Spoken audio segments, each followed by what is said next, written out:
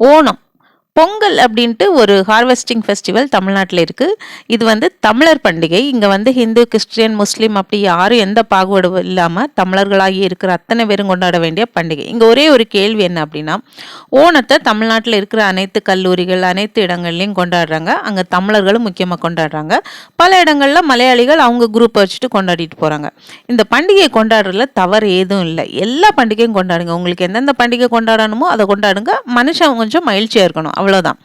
ஆனால் இங்கே ஒரே ஒரு கேள்வி, நம்மளுடைய பொங்கல் பண்டிகை அது எந்த மாநிலத்திலேயாவது கொண்டாடுதா? நானும் தான் பார்க்குறேன். ஒரு ஸ்டேட்லேயுமே போயிட்டு தமிழர்கள் இருக்கிறாங்க, அவங்க யாரும் அந்த பொங்கல் பண்டிகையை கொண்டாடுற மாதிரி தெரியல. அவங்க கொண்டாடுவாங்க, வீட்டுக்குள்ளேயே ஒரு பொங்கல் பண்ணிட்டு கரும்பு சாப்பிட்டுட்டு கொண்டாடி முடிச்சிருவாங்க. ஆனால் இது மாதிரி பொது வெளியில் வந்து கொண்டாடுறாங்களா, இல்லை வெளியே பொங்கல் போட்டு கொண்டாடுறாங்களா, அதை நீங்கள் யாராவது பார்த்தீங்களா? இல்லை இந்த மாதிரி பெரிய பெரிய கூட்டமாக சேர்ந்து பொங்கல் போட்டு கொண்டாடுறாங்களா? இல்லை. தமிழ்நாட்டில் தமிழர்களுக்கான பண்டிகையை மற்ற மதக்காரங்கள்லாம் புறக்கணிக்கிறாங்க. அதை நான் நேரடியாக பார்த்துருக்குறேன். முஸ்லீம்ஸுகள் கொண்டாடுறதில்ல, கிறிஸ்டியன்ஸ் கொண்டாடுறதில்ல, ஹிந்துக்கள் மட்டும் கொண்டாடுறாங்க. முட்டா பசங்களா, இது தமிழர்களுடைய பண்டிகை, ஹார்வெஸ்டிங் ஃபெஸ்டிவல், அறுவடை திருநாள். அதாவது நீங்களாம் தின்ற சோறை எடுக்கிற திருநாள். அந்த நாளை கொண்டாடுறதுக்கு உங்களுக்கு முடியல.